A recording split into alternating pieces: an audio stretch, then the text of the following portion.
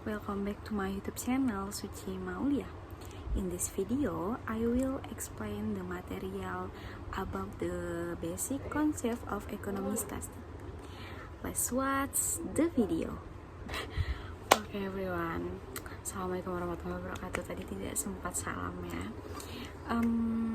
Pada video kali ini kita akan membahas tentang konsep dasar statistika ekonomi. Aku sambil lihat slide. Oke, apa sih statistika ekonomi itu? Biasanya ini muncul di dunia perkuliahan, apalagi di fakultas ekonomi dan bisnis. Nah, aku kebetulan kelas akuntansi, jadi keluar materi ini. Statistika ekonomi itu adalah ilmu yang mempelajari tentang mengumpulkan, mengelola, menyajikan, dan menganalisis kuantitatif dalam bidang ekonomi untuk mendukung pengambilan keputusan. Nah, aku sambil lihat slide yang sudah dibuat tadi. Jadi, pengertian ekonomi itu adalah ilmu yang mempelajari, yang mengumpulkan, yang menyajikan, mengelola suatu data kuantitatif di bidang ekonomi yang mendukung pengambilan keputusan, gitu teman-teman. Nah, data di sini kan ada 3 komponen ya, data, menganalisis, dan keputusan itu apa? Aku jelasin ya. Data adalah fakta atau langkah yang dikumpulkan dari suatu populasi atau sampel. Nah, sedangkan analisis adalah proses mengelola data menjadi informasi yang bermakna menggunakan metode statistik. Jadi melalui data lalu dianalisis dan menghasilkan keputusan. Nah, keputusan ini adalah hasil akhir berupa rekomendasi kebijakan atau strategi berdasarkan temuan data, gitu ya teman-teman. Selanjutnya adalah jenis-jenis data dalam statistika. Berdasarkan sifatnya, data itu terbagi menjadi 2. Yang pertama ada data kuantitatif dan yang kedua ada data kualitatif. Data kuantitatif itu berupa angka yang dapat dihitung. Contohnya GDP, inflasi, atau pendapatan. Tapi kalau data kualitatif itu adalah berupa kategori atau deskripsi. Contohnya jenis pekerjaan atau sektor industri. Lalu berdasarkan sumber, jenis-jenis data dalam statistika itu terbagi menjadi 2 juga. Ada data primer dan data sekunder. Data primer adalah data yang dikumpulkan langsung oleh peneliti, contohnya survei, wawancara, dan observasi. Sedangkan data sekunder adalah berasal dari sumber yang sudah ada. Jadi kalau misalkan data primer tadi dikumpulkan langsung oleh peneliti, sedangkan data sekunder adalah berasal dari sumber yang sudah ada. Contohnya data BPS atau laporan keuangan, gitu ya teman-teman. Terus ukuran pemusatan data atau sentra tendensi nanti aku tampilin di sini. Itu ada mean atau rata-rata, ada median yang dilambangi oleh ME, terus ada modus atau ME tadi adalah nilai tengah data terurut, sedangkan modus itu nilai paling yang sering muncul ya teman-teman. Mean itu adalah jumlah seluruh nilai dibagi banyaknya data yang paling sering digunakan dalam ekonomi. Contohnya jika pendapatan orang 5 juta, 35467 adalah 25 juta per 5. Itu bisa dibilang 5 juta. Tapi kalau median adalah nilai tengah data yang telah diurutkan, tidak terpengaruh oleh nilai ekstrem atau outlier. Contohnya data 34567, ME-nya 5. Kenapa? Karena data genapnya N per 2 ditambah N per 2 ditambah 1, jadinya per 2. Kalau misalkan modus atau MO itu adalah nilai yang paling sering muncul dalam data, bisa lebih dari 1.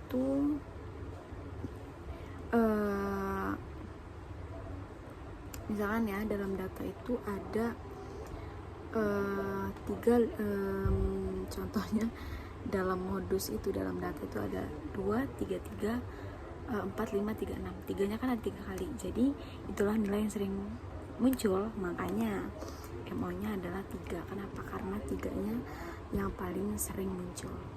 Selanjutnya itu ada ukuran penyebaran data atau dispersion. Nah, dalam ukuran penyebaran data yang terbagi menjadi 4. Yang pertama ada jangkauan atau range. Itu adalah selisih nilai terbesar dan terkecil.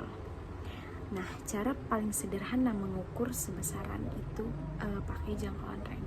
Terus yang kedua ada standar deviasi atau akar kuadrat variance, satuan sama dengan data asli, paling umum dipakai.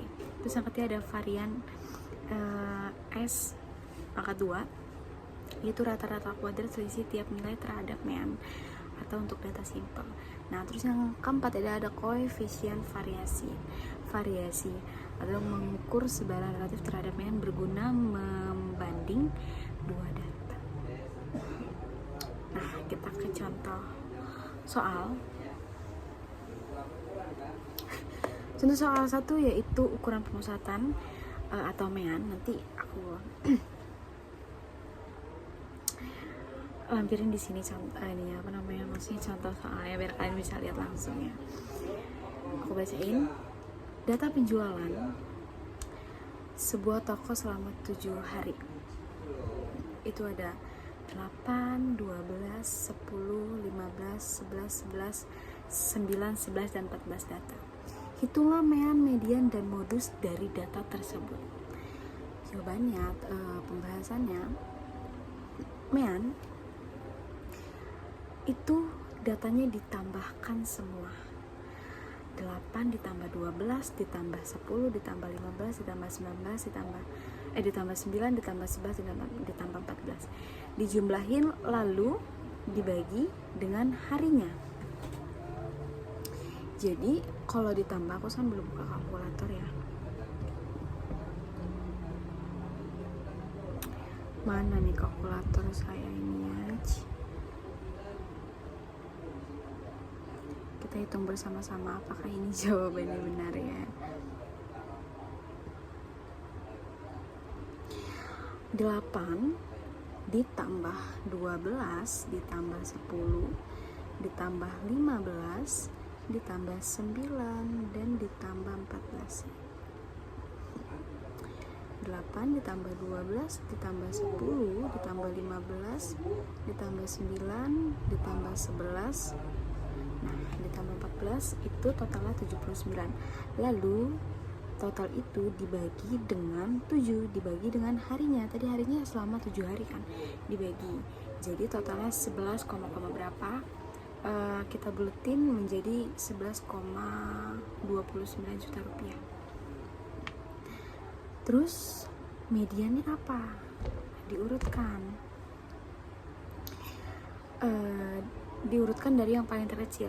8, 9, 10, 11, 12, 14, lalu 15. Itu totalnya ada 1, 2, 3, 4, 5, 6, 7. Ada 7 ya. 1, 2, 3, 4, 5, 6, 7. Lalu kita ambil nilai tengahnya. Ingat, mean itu adalah nilai tengah. Nah, nilai tengahnya ketemu nih, yaitu 11 juta rupiah. Kita ambil nilai tengahnya 11 gitu teman-teman. Terus cara penghitungan modus atau MO. Tidak ada nilai yang lebih, apa jawabannya? Tidak ada nilai yang muncul lebih dari 1. Kenapa? Karena kan modus itu tadi adalah nilai yang paling sering muncul. Nah, di data tersebut, di data penjualan ini tidak ada nilai yang sering muncul, semuanya rata. 1, 1, 1, kecuali misal 8 itu ada 3. Nah, baru kita pakai nilainya 8 karena di soal ini tidak ada. Jadi data tidak memiliki modus gitu ya. Jadi kesimpulannya, mean lebih besar median menunjukkan adanya nilai tinggi 15 yang menarik rata-rata ke atas. Median lebih representatif untuk data ini. Oke, kita lanjut ke variance dan standar deviasi data tersebut. Nanti di sini ada ini ya gambarnya. Di soal ini nilai ujian 5 mahasiswa ekonomi itu ada 70, 75, 80, 85, 90 berdasarkan data di atas. Hitunglah varians dan standar deviasi data tersebut. Nah, tahapan perhitungan itu menentukan rata-ratanya dulu ya teman-teman. Jumlah total adalah 400. Karena ada 5 data, jadinya dibagi 5. 400 dibagi 5. Hasilnya 80. Selanjutnya kita menghitung selisih dan kuadrat selisih.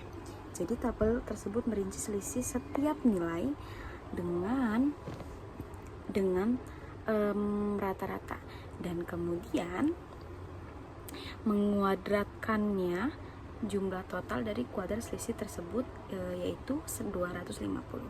Nah, terus bagaimana cara menghitung varians atau S pangkat 2-nya menggunakan rumus varian sampel yaitu N dikurang 1. Jadi S pangkat 2 sama dengan 250 dibagi 5 dikurang 1. Jadinya kan otomatis 250 dibagi 4 ya. Jadi hasilnya 62,5. Nah, terus kita lanjut ke menghitung standar deviasi. S merupakan akar kuadrat dari variasi. Tadi kan udah ketemu tuh S pangkat 2-nya itu 62,5 itu dikuadratkan lah, jadi sehingga hasilnya 7,91. Jadi nilai standar deviasi sebesar 7,91 menunjukkan bahwa secara rata-rata nilai ujian mahasiswa menyimpang atau tersebar sebesar kurang lebih 7,91 ya, 7,91 poin. Jadi dari nilai rata-rata 80. Jadi standar deviasi memberikan gambaran seberapa jauh data tersebar dari pusatnya gitu ya teman-teman. Oke, kita lanjut ke distribusi frekuensi. Dia minta dibuatkan tabel ya. Jadi terdapat data pengeluaran bulanan dalam jutaan ya. Ada 20 mahasiswa, yaitu ada 1/2, 1/5, 2/0, 1/8, 1/2, 2/5, 1/5 dan seterusnya. Kalian bisa lihat di bawah. Nah, tabel distribusi frekuensi tersebut, data acak di atas kemudian dikelompokkan ke dalam tabel untuk mempermudah pembacaan. Nah, pengeluaran ini aku sambil lihat ini ya soalnya. Nah, pengeluarannya itu 1/2 itu ada 4 orang. Jadi kalian kelompokkan dulu tuh. 1/2 ada 4 orang, 1/5 ada 5 orang, bisa kalian lihat sendiri. Dan 1/8 ada 4 orang, 2/0 ada 4 orang, 2/5 ada 3 orang. Nah, jadi kita totalkan frekuensinya yaitu 20 orang. Nah, frekuensi relatif itu menggunakan persentase setiap kategori ya, setiap kategori dari total data. Nah, rumusnya frekuensi dibagi dengan total atau dikali 100%. Jadi contoh untuk 1/5 juta itu 5/20 dikali 100%, jadi dia dapatnya 25% dan seterusnya seperti itu ya teman-teman. Nah, jadi visualisasi diagram batang. Di bagian bawah terdapat grafik distribusi pengeluaran dalam bentuk diagram batang horizontal. Nah, sumbu X mana sumbu X? Nah, sumbu X di bawah ini menunjukkan jumlah frekuensinya 10 sampai 6.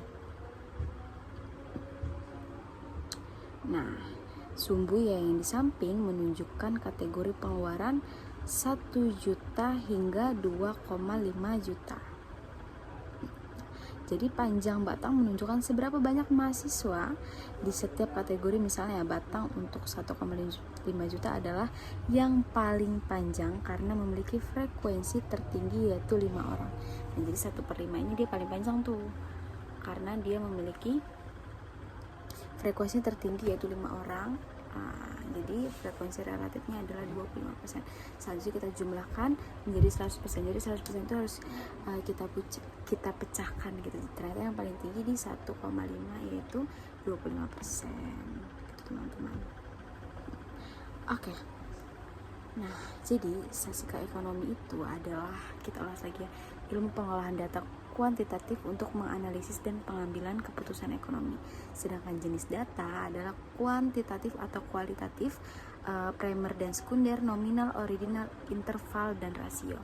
Sedangkan ukuran pemusatan data itu ada mean atau rata-rata, median, nilai tengah, MO, modus. Nah, itu adalah nilai yang paling terbanyak. Nah, kalau ukuran penyebaran itu ada rank, variance, standar deviasi, dan koefisiensi variance. Gitu teman-teman. Nah, okay friends, this all the explanation of the material relate to the basic concept of economic statistics. Helpful is useful. See you in the next video. Wassalamualaikum warahmatullahi wabarakatuh.